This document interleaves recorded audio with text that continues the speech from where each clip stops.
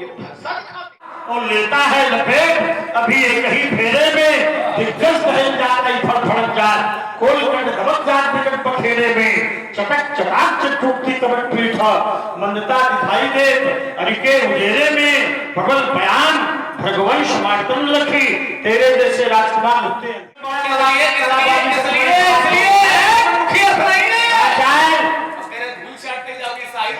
बड़ा साहित्य वाला धूल चाट सता देगा किसी तो कभी आया कम किया करो बस किसी हमारी तोड़ोगे की आरती कम बताओ तुम फरसा एक हाथ से पकड़े और चुनौती दोनों से पकड़ो क्या करोगे क्या करोगे दोनों कर्जे को उठार फिर शुद्ध लगा के मार करो मेरा हाथ चुनौती भूलंदन तुम चलो मेरा श्रृंगार करो यदि मैया के हो दूध पिए तो बना देर लगाना तुम और शीश का हम भैयों का गुरु को जाकर पहनाना तुम यदि क्रोध और प्रलयंकारी और भरा तुम्हारा पानी है नहीं धिक्कार में है परशुराम ये पाई तक जवानी है जवानी जवानी हमारी किसकी जवानी अरे राजकुमार बालक ब्रह्मचारी के क्रोध की ज्वाला आज अरे फेंकेगी से टूटेगा तो फूटेगा ब्रह्मंडल सारा विश्व का अलग अपना छाड़ कर दूंगा दुधर्ष दानवता को देखूंगा शिवद्रोही आग बचकर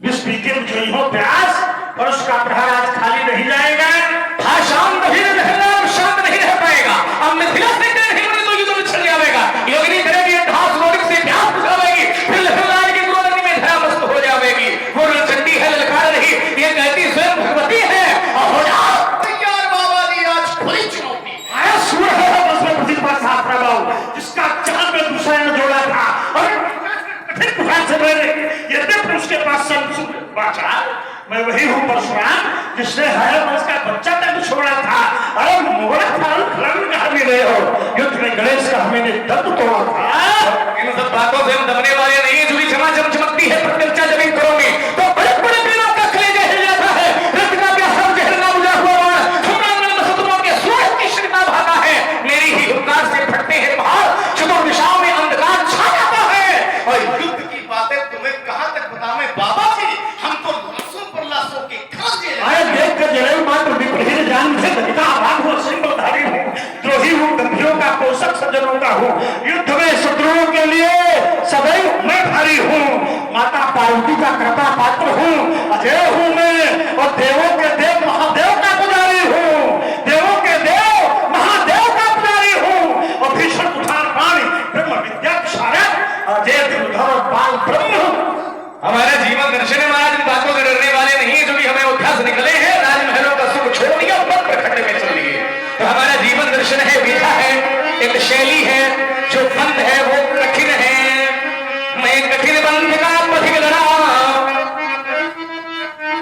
मैं कठिन पंथ का पथिक लड़ा करतानित झंझावा दोषे करतानित झंझावा दोषे ये प्राकृतिक प्रकोप ना डरा सके हमको अपने आघातों से हमको अपने आघातों से मैं चला जहां मैं जिस पथी पर तो नहीं देखा मैंने आदि अंत नहीं देखा मैंने आदि अंत वर्षा तो ग्रीष्म ऋतु शरद शिशिर हेमंत और गीता वसंत हेमंत और गीता वसंत सुख सेना राग और दुख सेना द्वेष तो हो गया प्रखंडना दोषे मैं कठिन पंथ का पथिक लड़ा करतानित झंझावातों से करतानित झंझावातों से मैं विरल पथकारा ही हूँ मुझको झुकना स्वीकार नहीं मैं स्वाभिमान का परम समर्थक मुझको झुकना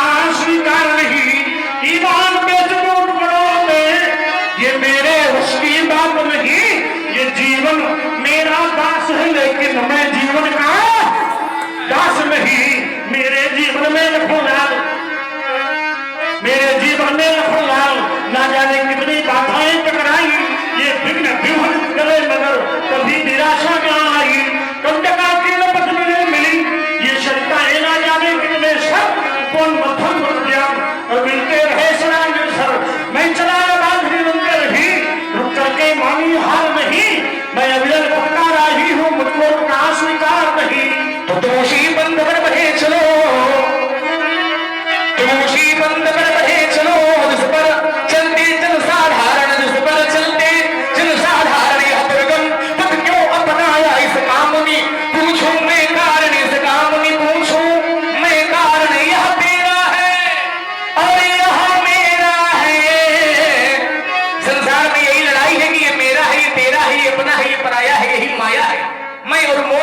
है माया, यह मेरा है, यह तेरा है, और इसका कर दोगे जब विनाश तो पथिक अकेले ही पथ पर बढ़ते रहने की प्रबल आस। अज्ञात लक्ष्य और अज्ञात पंथ, तुम मुनि मिलो पथिक अज्ञातों से, मैं कठिन पंथ का पथिक लड़ा कर कानित झंझावातों से। तुम नहीं जानते लखनलाल, तुम नहीं जानते लखनलाल, अरे कुल था बड़बड़े जुड़ो, इधर आता था मनमाता था, वो ब्राह्मण द्रोही था उच्छृंखल, ऋषिमंडल पीड़ा पाता था, तब उसके साथ पर चमचम चक्का मेरा भाग, फिर मर्द मेदिनी रोंद रोंद, ये मर्द मेदिनी रोंद रोंद, निक्षत्र करी ईश्वर, ये बन गए सरव है वंशी, जबुर भड़की प्रतिशोध ज्वाल, और तुम नहीं जानते लखनलाल। हम आज सब जानते हैं संसार का नियम ही कुछ अलग रहा है। मुट्ठी बांध करके जीव आता है संसार से जाता, छिप जल पावक गगन समीरा पंच रचित अति अधम शरीरा। आता कैसे जीव और जाता कैसे है? तो यह मुट्ठी बांधे आया जग में और खोले खोले जाएगा तो उड़ जाएगा श्वास का पंछी, तब पिंजरा खाली रह जाएगा। यह दाने बीन चबाने वाले उसी घाट पर जाते हैं, और स्वर्ण भस्म के खाने वाले उसी घाट। चाहे जितना बड़ा धनवान हो और चाहे जितना निर्धन हो, जाना सबको पड़ता है। अब कोई आप जैसा हो भले न जाए, लेकिन जो आया सो जाएगा, लेकिन जो जहां आया है वहीं चला जाएगा। आचार्य कहते हैं ये संसार में सब रह जाएगा। ये कोठी बंगले खड़े के खड़े रह गए, और हर नगीने जले के जले रह गए। अंत में लखपति को नधेला मिला, और हंस जब जब उड़ा तब अकेला उड़ा। ना ही राजा रहा और ना ही रानी रही, पर ये कहने को केवल कहानी रही। ना ही राजा रहा और ना ही रानी रही, ना बुढ़ापा रहा ना जवानी रही, पर ये कहने को केवल कहानी रही। तो गीत गाते चलो और मैं गवाता चलूं, और वीर रस में बहो मैं बहाता चलूं। जो मरता है परहित में जो जीता है, उसका हर आंसू रामायण प्रत्येक कर्म ही गीता है। फूलों की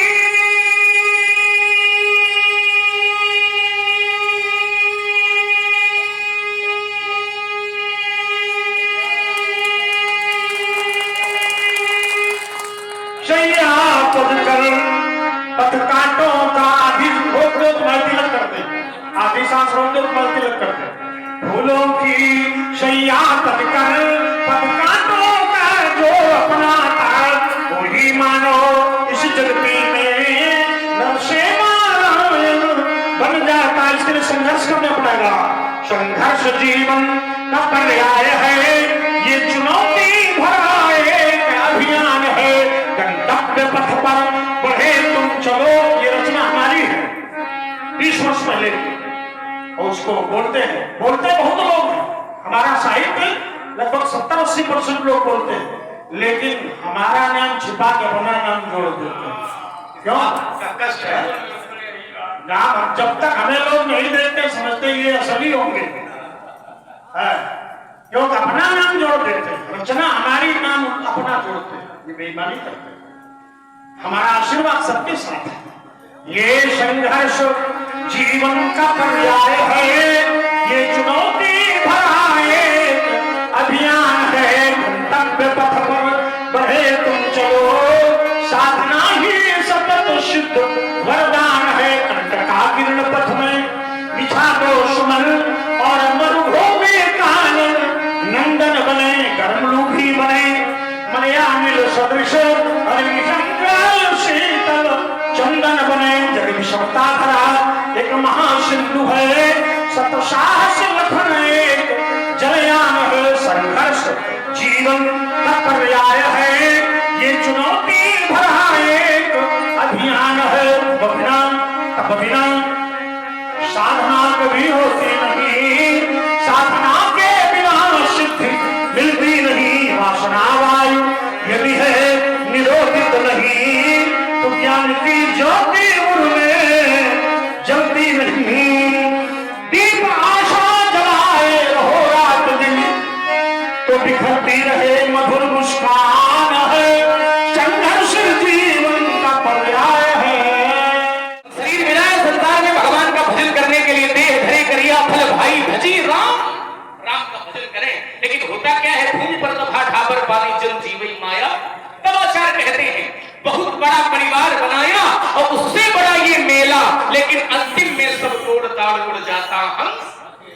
नारी जब छूट गई नर की, तो ये परिजन इतना ही कर पाए और 4 जनों के कंधे पर मरघट तक वो ले आए। धनवानों के बलवानों के बड़े बड़े बेटे हैं, किंतु लक्कड़ों के ऊपर वो चुप होकर के चित लेटे हैं। सह न सके सरदर्द कभी, लोगों का सर दर्द होता था, इतना धन घर में था कि वैद्य औषध देने घर में आता था। सह न सके सरदर्द कभी, उपचार बहुत करवाए, और चलने का जब समय हुआ तो धनवंतरी काम न आए। माँ की गोदी से, माता की गोद में जन्म हुआ, माँ की गोदी से मरघट तक बस इतनी सी थी दूरी, और जिसको तय करने में हमने उम्र लगा दी पूरी। किसी कवि ने इस शरीर को कंचन माने सोना कंचन का या नाम दिया है, यह कह करके मानो उस कवि ने कसकर व्यक्त किया है कि सोने की राखी को देखो, माने स्वर्ण बसम, सोने की राखी को देखो, वो तो ऊंचे दामों में बिकती है, पर हाय रे मानो तेरी राखी उड़ी उड़ी फिरती है। और सच्चाई मात्र इतनी है कि भगवान का भजन सही है और संसार सपना है, लेकिन जीव माया के बस में ये नहीं जान पाता है। तब हमारे आचार्य कहते हैं कि सच्चाई क्या है। आचार्य कहते हैं कि कहां से आए कैसे आए,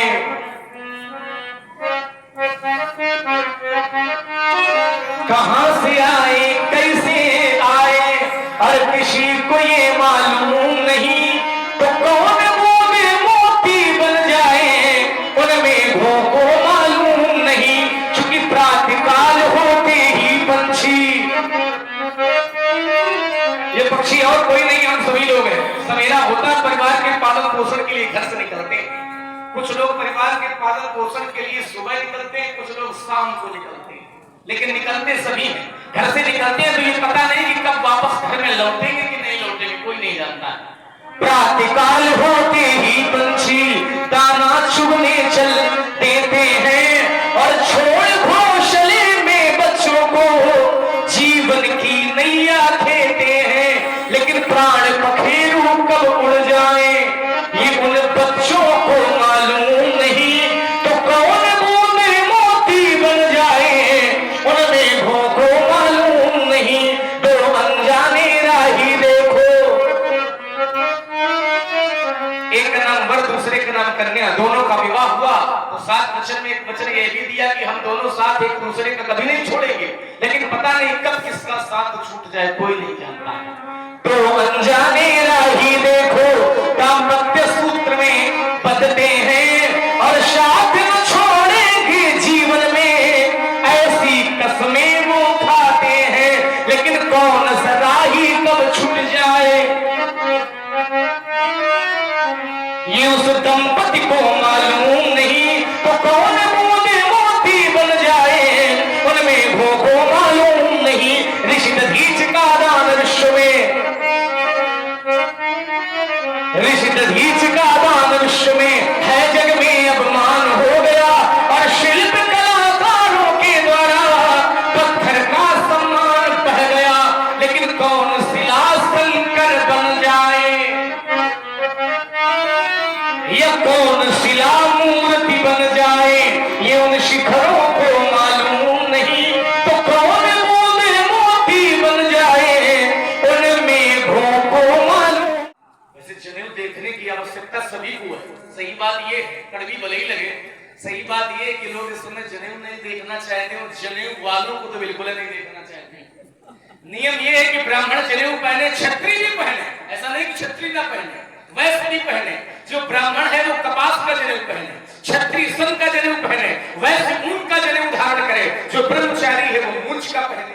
नियम तो ये कहता कि 5 वर्ष में ब्राह्मण बालक का जनेऊ हो जाना चाहिए, 5 में न हो तो 8 में तो हो ही जाए।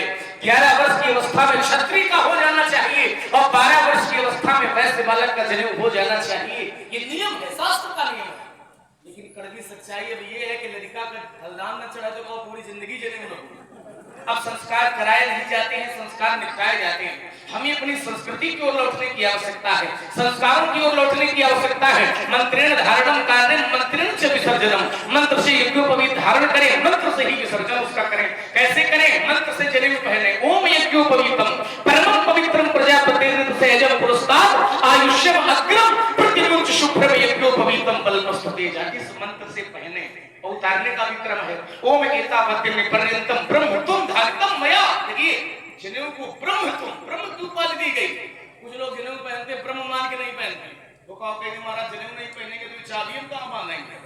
अरे यज्ञोपवीत में यदि आपने कुंडली बांध ली, एक गांठ अतिरिक्त लगा दी, दूसरे ब्रह्मा बन गए तो फिर वो जनेऊ खंडित हो गया, उसका कोई महत्व तो नियम के अनुसार चले, शास्त्र से चले, है ना। यज्ञोपवीत उतारने का ये क्रम है। ओम एतावत्यं पर्यंतम ब्रह्म तुम धारितम मया जीर्णत्वात् परित्यागो गच्छेयु सूत्र यथा सुखम। ऐसा कह करके पीठ से कंठी बना करके गायत्री मंत्र का जाप करते हुए यज्ञोपवीत को बहते हुए जल में प्रवाहित कर देना चाहिए। ये यज्ञोपवीत की महिमा है। मैंने जनेऊ देखा, मैं जान गया ये ब्राह्मण है, हम क्षत्रिय हैं। सच्चा क्षत्रिय वही है जो ब्राह्मणों का सम्मान करे। सच्चा क्षत्रिय वही है जो ब्राह्मणों का सम्मान करे, ब्राह्मणों की सेवा करे। और फिर हमारा तो जन्म ब्राह्मणों की कृपा से हुआ। हमारे वंश का एक नियम भी क्या है, सुर महेश्वर हरिजन अनुगाई, हमरे कुलन पर सुर माने देवता, मैसूर माने ब्राह्मण, हरिजन माने भगवान के भक्त और गाय। सुर मैसूर हरिजन अनुगाई, हमारे कुल इन पर न सुराई। हमारे वंश में इनसे लड़ाई नहीं लड़ी जाती। क्यों? ये ब्राह्मण है। यदि हम इनसे लड़ाई लड़ेंगे, मान लो जीत गए, मान लो जीत तो फिर गए, मान लो, है ना। यदि हम जीत गए, हमारे हाथों से वध हो गया तो हमें ब्रह्म हत्या का पाप। अपने मन से को क्योंकि ये ब्राह्मण है। माने ये जब अपनी तारीफ खुद करते तो लगता है अपने हाथों से अपने पैर। तारीफ तो तुम भी अपने मुंह से करते हो, अपने हाथों से अपने पैर छू रहे। इसलिए आप ब्राह्मण हैं। यदि हम इनसे लड़ाई लड़ेंगे, माने इतनी बात चुभती है कि पीछे में खून पड़ते हैं, इच्छा नहीं होती, जरा भी धैर्य नहीं, बच्चों की तरह हो बिल्कुल महाराज, है ना। इसमें थोड़ा सा ध्यान दो। इतनी बड़ी बात साधना में तो ध्यान नहीं, थोड़ा ध्यान नहीं कि अपने क्रम में बोले जो हमारे शास्त्र इंगित करें। आइए, तो यदि हम इनसे लड़ाई लड़ेंगे और हमारे हाथों से वध हो गया तो हमें ब्रह्म हत्या का पाप लगेगा। बधे पाप, वध करने पर पाप लगेगा। अब कीर्ति हारे, हारने पर अपयश मिलेगा। लोग क्षत्रिय होकर के लोग कहेंगे लक्ष्मण क्षत्रिय होकर हार गया, बताओ, है ना। हम इनसे जीत जाएं तब भी हारे, और हार जाएं तब तो हारे नहीं। तो इनसे लड़ाई लड़ने से कोई लाभ नहीं है। सुर मैसूर हरिजन अरुगाई, हमारी कुली पर न सुराई, बधे पाप कीर्ति हारे, मारत हूं। यदि मारोगे महाराज आप, अरे ब्राह्मण कितना नाराज हो, अगर कोई क्षत्रिय राजकुमार पैर छूने आवे, मारत जाओ चिरंजीव रहो। तुम्हारे यदि आप मारोगे तब भी चरण पकड़ेंगे और कहेंगे ये आपको शांति आई। हाँ, वो ब्राह्मण के स्वभाव है, कोई चरण छूले क्रोध हमारा निवेदन ये है कि क्रोध हटा लो, ना कुछ हटा लो तो कम से कम घटा लो, है ना। यदि आप मारोगे तब भी हम आपके चरण पकड़ेंगे। कोटि पुलिस, कोटि माने करोड़ और पुलिस माने वज्र, कोटि पुलिस सब वचन तुम्हारा, करोड़ वचनों के समान आपका एक एक वचन हृदय में छुपता है। तो इसकी आवश्यकता नहीं है, फरसा धनुष की कोई आवश्यकता नहीं। मैंने कुछ अनुचित कह दिया हो, क्षमा करें। जो विलोकी अनुचित कहो तो क्षमा महामुनि धीर, आप हमें क्षमा